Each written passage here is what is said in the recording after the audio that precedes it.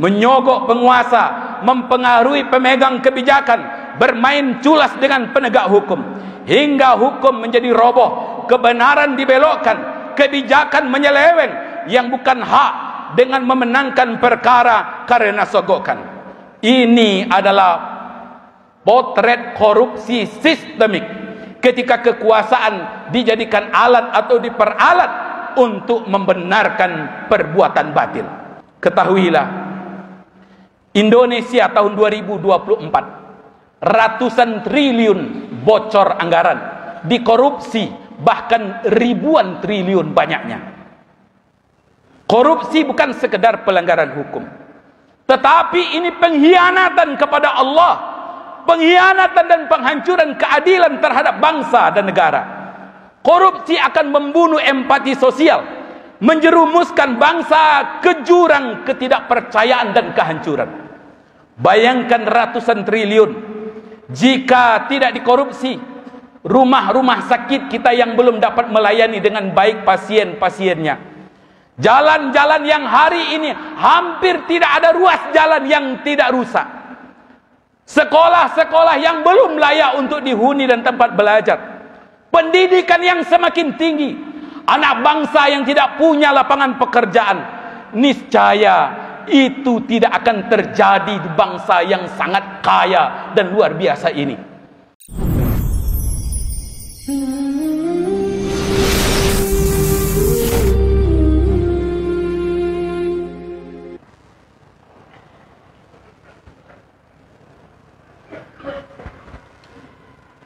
Alhamdulillah, nahmaduhu wa nasta'inuhu wa nastaghfiruh, wa na'udzu bihi min syururi anfusina wa min sayyiati a'malina. Innahu may yahdihillahu fala mudilla lahu wa may yudlil falan tajida lahu waliyan mursyida. Asyhadu an la ilaha illallah wahdahu la syarika lah, wa ashhadu anna Muhammadan abduhu wa rasuluh sallallahu alaihi wasallam la nabiyya ba'da. Allahumma salli wa sallim ala nabiyyina Muhammad wa ala alihi wa ashabihi ajma'in. Ibadallah, inni usikum wa iyaya bitaqwallah, faqad fazal muttaqun. Laqad qala Allah ta'ala fil Qur'anil Karim, a'udzu billahi minasy syaithanir rajim, bismillahirrahmanirrahim. Ya ayyuhalladzina amanu taqullaha haqqa tuqatih wa la tamutunna illa wa antum muslimun. Kama qala fi ayatin ukhra, ya ayyuhalladzina amanu taqullaha wal tanzur nafsum ma qaddamat lighad wattaqullaha innallaha khabirum bima ta'malun. Shadaqallahul azim. Alhamdulillah, kita sanjungkan kepada Allah sebagai wujud terima kasih kita kepada Allah dan pengakuan kita bahwa Dialah yang telah menciptakan kita, mengatur alam semesta dan menundukkannya untuk kita, sehingga kita dapat mewujudkan dan melaksanakan tugas kita sebagai hamba Allah. InsyaAllah sukses kita hidup di dunia untuk meraih kebahagiaan di akhirat. Salawat dan salam kita mohonkan kepada Allah untuk disampaikan kepada Nabi kita Nabi Muhammad sallallahu alaihi wasallam. Mudah-mudahan kita setia menjadi pengikutnya sampai hari kiamat atau sampai ajal menjelang kita. Dan insya Allah di hari kiamat kelak kita dibangkitkan bersama beliau dan dimasukkan ke dalam surganya Allah subhanahu wa ta'ala. Bapak saudara-saudara sedang jamaah Jumat hamba Allah yang dimuliakan, khutbah kita kali ini bertema hukum, kejujuran, integritas dan keadilan. Ini kita landaskan dan berangkat dari pelajaran serta hikmah dari pokok-pokok kandungan Al-Quran yang terdapat dalam ayat 188 surat Al-Baqarah, di mana Allah Subhanahu wa taala mengingatkan kepada kita, a'udzubillahi minasyaitonir rajim, bismillahirrahmanirrahim, wala ta'kulu amwalakum bainakum bil batil wa tudlu biha ila al hukami litakulu fariqan min amwalin nas bil ithmi wa antum ta'lamun. Dan janganlah kamu memakan harta di antara kamu dengan cara yang batil, dan janganlah kamu membawa urusan itu kepada para hakim atau penguasa agar kamu dapat memakan sebagian dari harta orang lain dengan cara dosa, padahal kamu mengetahuinya. Bapak saudara-saudara sedang jemaah Jumat hamba Allah yang dimuliakan, secara kontekstual, secara umum, jika kita buka kitab-kitab tafsir Al-Quran, maksud dari ayat ini dan kandungannya adalah kurang lebih larangan mengambil harta sesama kita dengan cara yang tidak benar. Tapi jika kita kaji dan dalami secara teksnya lebih mendalam, kita dapat menarik pelajaran dan hikmah lebih banyak dari ayat ini. Setidaknya penggunaan kata ta'kulu, penggunaan kata amwalukum, penggunaan kata bil batil, bil ithmi wa antum ta'lamun, kalimat-kalimat kata-kata ini mengandung pelajaran-pelajaran penting dan penekanan-penekanan untuk kita amalkan dalam kehidupan kita sehari-hari. Kata ta'kulu secara harfiah berarti makan. Dalam ayat ini dan ayat-ayat yang senada dalam Al-Quran, ini adalah bentuk majas, berarti mengambil, menguasai, menikmati dan memanfaatkan sesuatu untuk diri sendiri secara zalim. Sebagaimana termaktub dalam surat An-Nisa, Allah Subhanahu wa taala berfirman pada ayat yang ke-10, innal ladzina ya'kuluna amwalal yatama zulman innama ya'kuluna fi butunihim nara wa sayaslawna sa'ira. An-Nisa ayat 10. Sesungguhnya orang-orang yang memakan harta anak yatim secara zalim, sesungguhnya mereka menelan api ke dalam perut mereka, dan mereka akan masuk ke dalam api yang menyala-nyala. Satu ayat lagi, ya ayyuhalladzina amanu la ta'kulu amwalakum bainakum bil batili illa an takunu tijaratan an taradin minkum. Wahai orang-orang yang beriman, tetap mempergunakan kata ta'kulu, janganlah kamu memakan harta sesamamu dengan jalan yang batil, kecuali dengan jalan perdagangan yang dilakukan dengan suka sama suka di antara kamu. Makan adalah memasukkan sesuatu ke dalam perut melalui rongga mulut. Makan jika dilakukan seseorang, maka itu bentuk ia menikmati makanan tersebut. Makan merupakan kebutuhan dasar atau asasi manusia. Makan kadang menjadi tujuan orang bekerja dan menjadi alasan orang mencari pekerjaan untuk cari makan. Makan juga kadang jadi alasan orang menabrak aturan, mengambil hak orang lain, walaupun itu adalah kesalahan persepsi dan kesalahan aksi. Ia adalah batil, haram, tidak benar, dan ia adalah perbuatan salah dan merupakan keburukan. Apapun alasan dan alibinya, demi mempertahankan hidup atau demi perut sekalipun, tetap haram.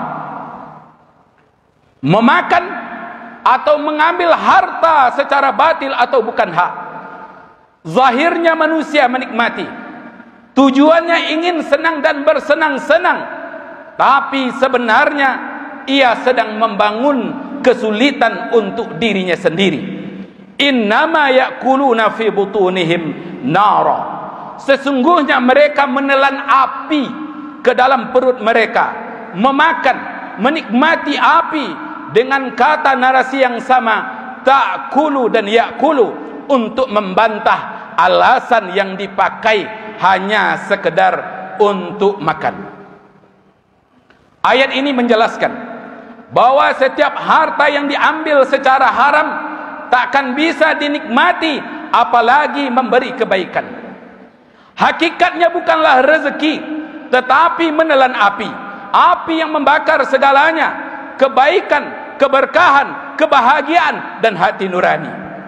Ia ibarat fata morgana, kesenangan yang menipu dan sementara. Lihat saja para pelaku-pelaku korupsi, pelaku-pelaku kezaliman atas harta orang lain.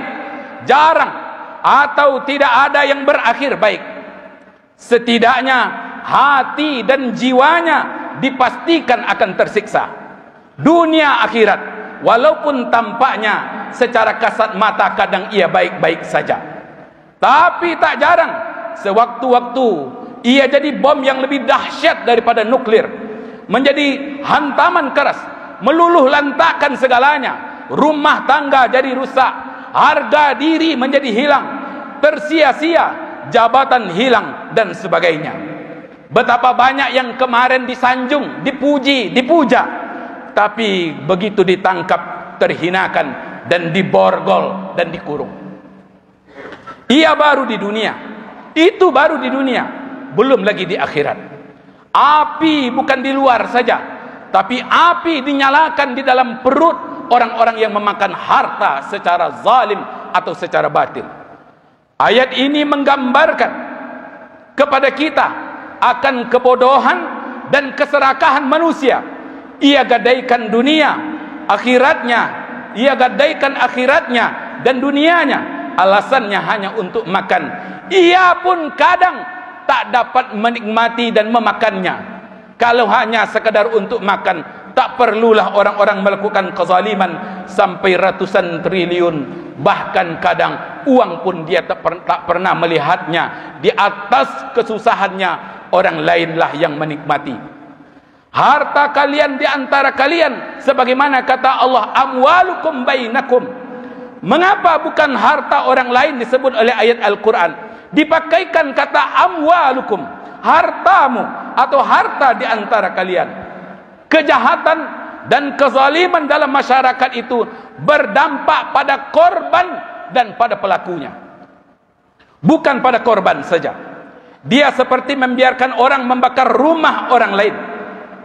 Jika semua diam dan membiarkan, termasuk pelaku, maka tidak akan lama lagi api itu akan membakar semuanya, termasuk si pelaku yang menyalakan api itu sendiri.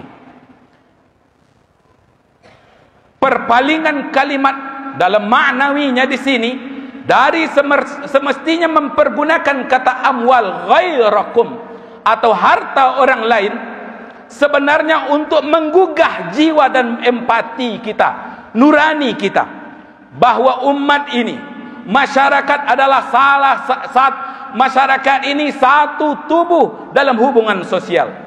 Mencuri harta orang lain, mengambil harta negara, merupakan bentuk merobek-robek tubuh bangsa sendiri, merusak tatanan sosial. Ibarat tubuh ia saling menyakiti dan saling menikam, padahal sakitnya tidak bisa tidak, pasti akan dirasakan oleh sekujur tubuhnya, termasuk tangan itu yang menikam sendiri. Maka Allah katakan, penegasan berikutnya adalah bainakum, di antara kalian. Pelajarannya adalah memberikan pesan dan isyarat kepada kita, peringatan kepada kita. Kejahatan ini tidak jauh. Kejahatan memakan harta secara zalim bukan kejahatan yang jauh. Jangan pernah abai dan lalai kita akan kejahatan ini, karena kejahatan ini sangat dekat. Ada di antaramu, ada di antara kita. Dia bukan hanya sekadar hubungan vertikal dilakukan oleh pejabat atas harta rakyat, bukan. bahkan kadang dia hubungannya hubungan horizontal, sesama kita, sesama warga, sesama orang-orang yang kadang mungkin secara kasat mata dia tidak punya jabatan, dia tidak punya kekuasaan. Kadang-kadang dia akrab dan dekat dengan perilaku kita, hingga kadang banyak orang memandang lumrah dan biasa kalau itu terjadi oleh masyarakat biasa, sementara yang dihujat hanya apabila dilakukan oleh pejabat-pejabat saja. Mengingatkan kita semua masyarakat yang berjabatan atau yang tidak berjabatan, pelaku-pelaku usaha, pemilik-pemilik harta, semua kita mungkin bisa saja terlibat dalam memakan harta sesama kita secara tidak sah. Timbangan yang dikurangi, waktu yang tidak ditepati, honorarium yang tidak sesuai, perjalanan dinas fiktif dan sebagainya. Kadang sengaja dicari-carikan alasan agar tampak baik. Memang kadang tampak baik, tapi sebenarnya mental dan moralitasnya telah rusak. Kemudian Allah tambahkan dengan kalimat bil batil, dengan cara yang batil, termasuk di dalamnya suap, markup proyek, pungutan liar, gratifikasi, penggelapan jabatan, semuanya disebut batil, walaupun kadang terlihat resmi di mata hukum dunia. Karena di sisi Allah yang batil tetaplah batil, walaupun disahkan dengan dalih kekuasaan dan kebijakan.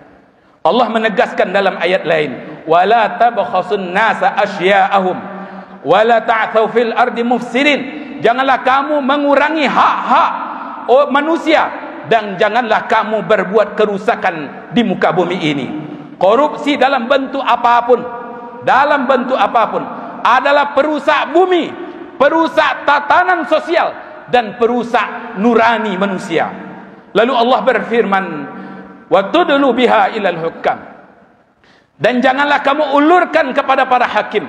Kata tudlu berasal dari kata, artinya adalah dalun, ember yang diulurkan ke dalam sumur untuk mengambil air. Ini perumpamaan yang sangat halus, tapi maknanya sangat tajam. Jangan jadikan hukum dan kekuasaan sebagai sumur tempat kalian menurunkan ember suap untuk menarik keuntungan, menyogok penguasa, mempengaruhi pemegang kebijakan, bermain culas dengan penegak hukum, hingga hukum menjadi roboh, kebenaran dibelokkan, kebijakan menyeleweng yang bukan hak dengan memenangkan perkara karena sogokan. Ini adalah potret korupsi sistemik, ketika kekuasaan dijadikan alat atau diperalat untuk membenarkan perbuatan batil. Allah juga mengingatkan dalam surat Al-Ma'idah, yang artinya, dan janganlah kebencian terhadap suatu kaum mendorong kamu tidak berlaku adil. Berlaku adillah, karena adil itu lebih dekat kepada takwa. Maka hukum yang benar tidak boleh tunduk pada uang, tidak boleh tunduk kepada pengaruh politik, karena keadilan adalah cahaya Allah Subhanahu wa ta'ala. Kemudian Allah tutup dengan beberapa kalimat pentingnya, litakulu fariqam min amwalin nasi bil ismi, agar kamu dapat memakan sebagian dari harta manusia dengan cara dosa. Kata fariqan berarti sedikit atau sebagian, menggambarkan kebiasaan manusia yang sering beralasan dan meremehkan, ini hanya sedikit, tidak banyak, tidak kayak korupsi orang-orang besar. Sedikit dijadikan legalitas, padahal korupsi, mencuri, kezaliman adalah soal mental dan semangat, bukan soal besar dan kecil saja, soal perbuatan, bukan soal jumlah. Allah menyinggung hal serupa dalam surat Al-Mutaffifin, wailul lil mutaffifin alladzina idza ta'alu 'alan nasi yastawfun wa idza kaluhum aw wazanuhum yukhsirun. Celakalah bagi orang-orang yang curang, yang apabila menerima takaran dari orang lain mereka minta dipenuhi, namun apabila mereka yang menakar sendiri atau menimbang untuk orang lain, mereka akan menguranginya. Korupsi besar atau kecil lahir dari ketidakjujuran yang kecil yang dianggap biasa. Maka Allah tegaskan bil ismi, dengan dosa, menjadi dosa, bahwa masalah bukan masalah besar kecil sekalipun, tetapi sekali lagi kecurangan, kejahatan ini adalah dosa yang dipandang keburukan oleh Allah Subhanahu wa taala. Dan akhirnya Allah tutup dengan kalimat wa antum ta'lamun, padahal kalian tahu. Padahal kalian tahu, wa antum ta'lamun. Padahal kalian tahu dosa ini bukan karena kebodohan, tetapi karena sadar, tahu itu salah, tetapi tetap dilakukan. Inilah yang membuat dosa ini semakin dibenci oleh Allah, begitu berat di hadapan dan sisi Allah Subhanahu wa taala. Maksiat dilakukan dengan kesadaran. Kira-kira apa pelajaran yang dapat kita petik dari ayat ini dengan realitas kita pada hari ini? Masyiral muslimin rahimakumullah, ketahuilah Indonesia tahun 2024 ratusan triliun bocor anggaran, dikorupsi bahkan ribuan triliun banyaknya. Korupsi bukan sekedar pelanggaran hukum, tetapi ini pengkhianatan kepada Allah, pengkhianatan dan penghancuran keadilan terhadap bangsa dan negara. Korupsi akan membunuh empati sosial, menjerumuskan bangsa ke jurang ketidakpercayaan dan kehancuran. Bayangkan ratusan triliun jika tidak dikorupsi, rumah-rumah sakit kita yang belum dapat melayani dengan baik pasien-pasiennya, jalan-jalan yang hari ini hampir tidak ada ruas jalan yang tidak rusak, sekolah-sekolah yang belum layak untuk dihuni dan tempat belajar, pendidikan yang semakin tinggi, anak bangsa yang tidak punya lapangan pekerjaan. Niscaya itu tidak akan terjadi di bangsa yang sangat kaya dan luar biasa ini. Tetapi ketika ayat-ayat Allah tak dihindarkan, ketika memakan harta secara zalim itu dianggap biasa, bahkan kebohongan-kebohongan di bangsa ini dijadikan sebuah sandiwara dan dagelan begitu saja, maka bangsa dan negara ini menuju kegelapan seperti yang ditakutkan sebagian orang. Walaupun banyak orang yang mencoba meyakinkan, mempertahankan dan memandang bahwa sebenarnya ini hanyalah provokasi saja, tapi kenyataan berbicara lain. Tidak perlu kita diyakinkan kegelapan itu benar-benar gelap, karena kita merasakan kegelapan itu sendiri. Rasulullah sallallahu alaihi wasallam bersabda sebagai penutup khutbah kita, barang siapa yang kami tugaskan dalam satu urusan lalu mengambil sesuatu di luar haknya, maka itu adalah pengkhianatan, kata Rasulullah. Ia akan datang di hari kiamat membawa apa yang dikorupsinya. Dalam ayat hadis lain Rasulullah berkata, Allah melaknat orang yang memberi suap dan yang menerima suap. Inilah penegasan-penegasan Rasulullah. Kita dalam beberapa hari ini, dalam beberapa waktu ini, dalam tahun-tahun ini dipertontonkan, diperlihatkan kontra di antara kita dalam memandang yang sebenarnya kita dapat melakukan dan menentukan sikap kita. Yang pertama, kita tidak boleh diam terhadap kebatilan, tetapi kita juga tidak gampang menuduh orang-orang melakukan kebatilan tanpa bukti. Tahanlah diri sampai buktinya menunjukkan bahwa kebatilan itu boleh kita bicarakan dan boleh kita sampaikan dan kita kecam sekalipun, karena telah merampas hak-hak kita, hak-hak anak bangsa, dan merampas keadilan di atas bumi Allah Subhanahu wa taala. Yang kedua, menolak godaan harta batil sekecil apapun. Inilah yang dapat kita laksanakan dalam kehidupan kita sehari-hari. Berikutnya, kita dukung penegakan hukum yang adil dan yang tidak tebang pilih. Ketika itu kroni-kroninya yang melakukan korupsi, berbagai macam alasan dicarikan supaya ia tidak diusut. Ini benar-benar akan membunuh nurani keadilan dalam bangsa dan negara ini.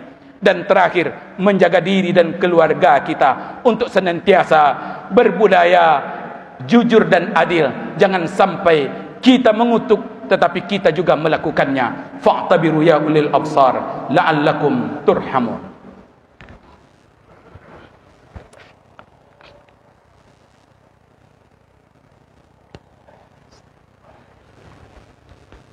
Alhamdulillah alladzi hadana li hadza wa ma kunna linahtadiya laula an hadana Allah.